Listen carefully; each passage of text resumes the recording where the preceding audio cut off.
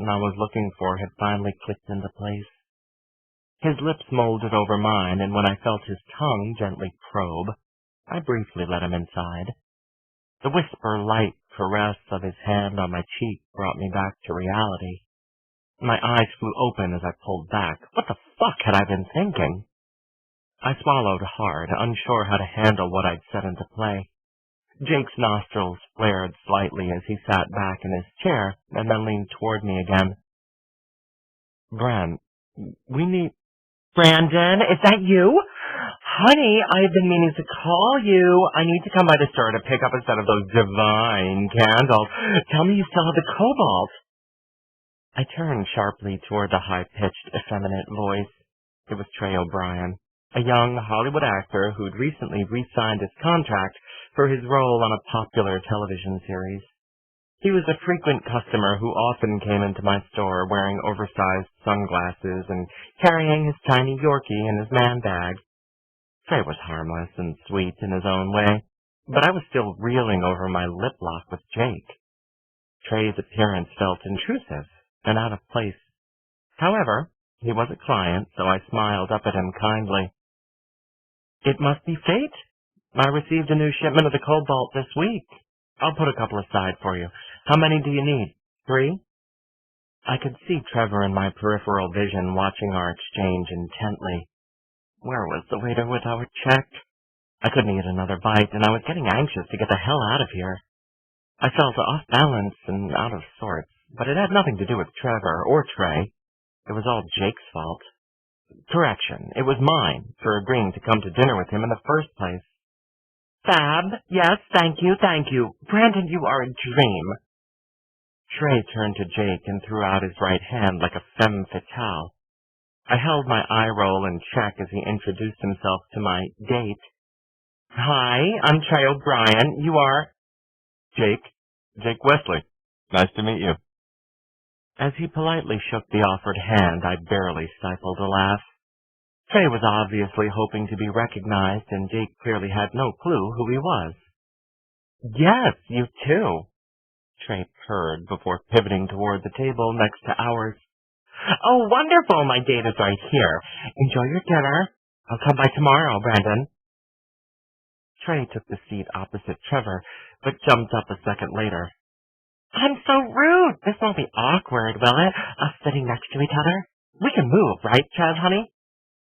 Between Jake's searing hot kiss and Trey's timely interruption, I'd almost forgotten about my ex, who sat a few feet away looking extraordinarily uncomfortable. And with good reason, it seemed. Trey O'Brien was obviously the guy from work he claimed to be interested in. Talk about a case of opportunistic semantics. He'd forgotten to mention the guy wasn't a fellow out-of-work actor trying to make some extra cash till his big break came, which is how he made it sound. Out of work, in Trey's case, had been code for waiting to re-sign a lucrative contract for a hit TV series. In other words, I'd been dumped for a bigger fish, someone with connections to help jumpstart his stagnant acting career. Not only had that fucker lied by omission and cheated, but he'd evidently done so with one of my clients. How very fucking Hollywood. I waited for the wave of humiliation to envelop me and drown out the voices around me. It didn't come. Sure, I was uncomfortable, but given the circumstances, who wouldn't be? I tried to smile at the new lovebirds, but my facial muscles would not cooperate. No doubt I looked like I'd swallowed a lemon. All I wanted was out. Of course. Trevor shifted as though he were going to stand up. You figure it out, darling. I need to take this call. Nice to see you both. Trey pulled out a buzzing cell phone and sashayed toward the front of the restaurant. Hey, Bran. I'm sorry. Chubb started as he turned to face our table.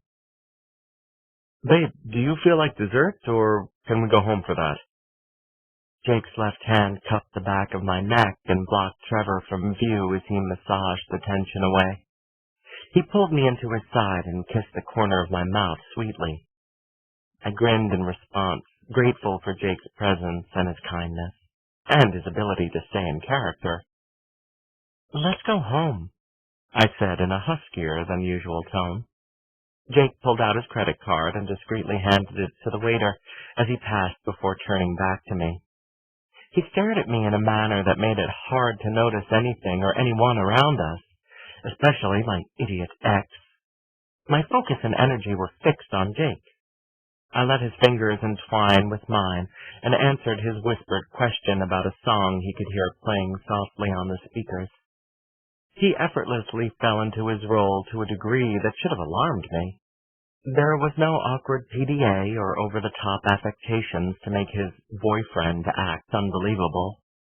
It was all in his body language. The way he leaned forward with his eyes locked on mine would indicate to anyone that he was with someone special. When we stood to leave, he helped me pull my chair out and politely inclined his head, inviting me to lead the way. We pointedly ignored Trevor as we traversed the maze of tables on our way to the exit and managed to avoid bumping into Trey again. I breathed a sigh of relief. I'd be sure to sick Lorenzo on him if he turned up at the store the next day. I made a concerted effort to clear my mind of any unpleasantness while I waited near the valet kiosk for Jake to give the attendant his ticket to retrieve his SUV. I had pulled out my wallet, hoping to at least contribute tip money, when he nudged my shoulder. "Put it away, good. I got it." "Good? Did you really just give me a bro shout-out?" I treated him to the patented sassy head bob I perfected in high school. It was a playful gesture I had a feeling Jake would recognize. I was desperate to infuse some levity into an odd evening, and perhaps wordlessly signal an end to the affectionate boyfriend act. He threw his head back in laughter and tossed a careless arm around my waist to pull me close. He placed a quick kiss on my cheek and then stepped away to open the passenger door for me when his SUV pulled up. I smiled at his chivalry as I fastened my seatbelt and waited for him to get behind the wheel. When he merged onto Beverly Boulevard, I turned to face him. "Thank you, Jake." "No thanks necessary." "Actually, I disagree. You sure you didn't come to LA for a career switch? Fireman turns actor?" I was rewarded with a soft chuckle. "You're magnificent. Thank you." "Happy to be of service. Besides, you offered to watch Mac in exchange for a little tongue action, right?" I burst out laughing, disarmed by his easy humor. The tension in my shoulders slipped away and balance was restored. Friendly banter was preferable to uncomfortable silence any day. "I suppose I did offer my dog-sitting skills, such as they are, for your cooperation. Let me know when I can be of help." "I take it that was your ex? Trev or Trey?" "Trev. They're a matching set with those names, aren't they?" I snorted derisively, then sighed heavily and stared out the window. It's always fun running into an ex-boyfriend, especially when he's with your replacement. "Well, trust me, I know the feeling." Jake gave a humorless half-laugh. "I wish I'd known he... Did you run into your ex and his new man on a regular basis?" "Often enough," he scoffed. "And I know it sucks." Trevor wasn't... I don't know why it flustered me to see him like that, but it did. And knowing he was with the guy he dumped me for... Ugh. Did your ex cheat on you too?" "No. Worse." He glanced at me briefly before turning his attention back to the traffic near Sunset Boulevard. "He just didn't love me anymore." "Oh, that was worse." "Oh, don't feel bad for me. We've been over for a while now. It was hard. I was sure we could fix whatever was wrong, but I couldn't do it alone." "I'm sorry." "Don't be. It obviously wasn't meant to last." It was mostly silent in the darkened SUV's interior, only a barely audible, tinny sound from the radio playing in the background. My impulse was to lean over and adjust the sound. Music should be played loud enough to be heard, in my opinion. Tonight, I didn't mind the quiet. I was stuck in an alternate universe discussing exes with an ex who'd not only turned out to be a serious hunk, but a good guy, too. When the light turned red, I felt the weight of his stare. I glanced over at him in surprise when he reached out to lightly trace the line of my jaw.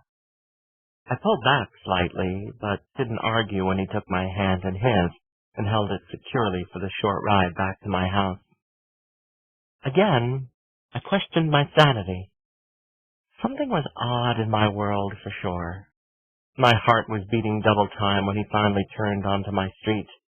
A quick escape was my best bet. I had my fingers wrapped around the car door handle and was ready to rip my other hand from his grasp when he slowed down. He must have sensed my intent to bolt because he held on to me until I was forced to give him a what-the-fuck look. Let me walk you to your door. Jake, let's not do this. Please. I really don't want this evening to get any weirder than it already has been. Thank you for tonight, for dinner, and pretending to... Hey, nothing is weird here. It's dark, and I'm walking you to your door. I'm a big boy. I've got this. I detached my hand from his grip and opened the door. Thanks again. When I reached the sidewalk, he was waiting for me.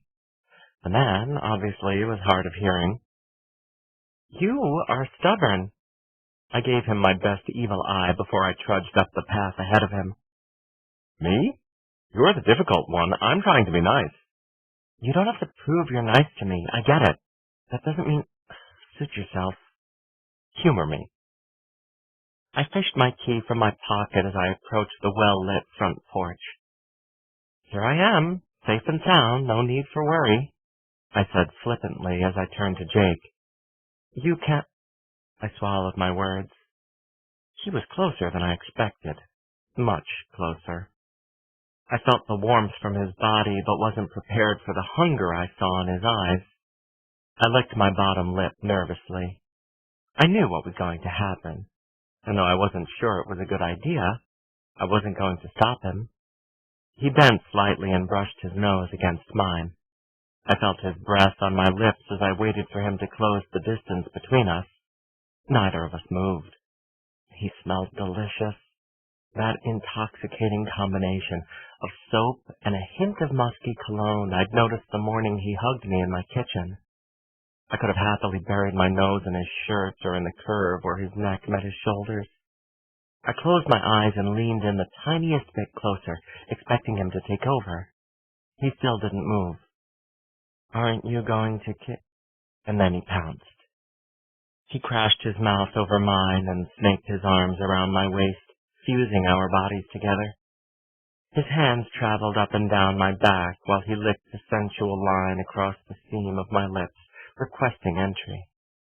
I heard myself moan as his tongue danced and collided with mine in a lustful assault. I arched into him instinctively. Jake lowered his hands to my ass, drawing me in tightly as he thrust his hips forward. The friction was hot, and his demanding kisses had my head reeling.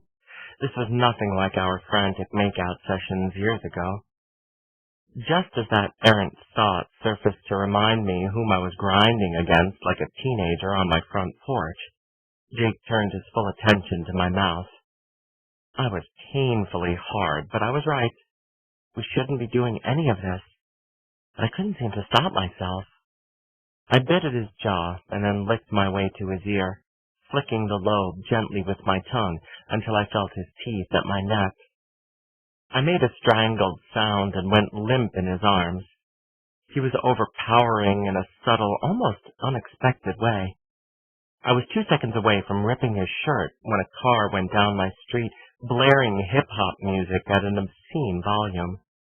I pulled away and rested my forehead against his shoulder. We stood quietly catching our breath for a moment. Then Jake pressed a soft kiss on my cheek and stepped away. Good night, Bram. Thank you for... Well, just thank you. I'll see you soon. I stared after him like an idiot, watching him open his door and start the SUV. I heard the familiar hum of distant traffic and smelled the fragrant, sweet star jasmine from my neighbor's garden. Everything looked and seemed to be in place, but something was different. I had a sudden feeling of déjà vu, of when I was weeks away from turning 17 and high with a sense of confidence I'd attributed to the beginnings of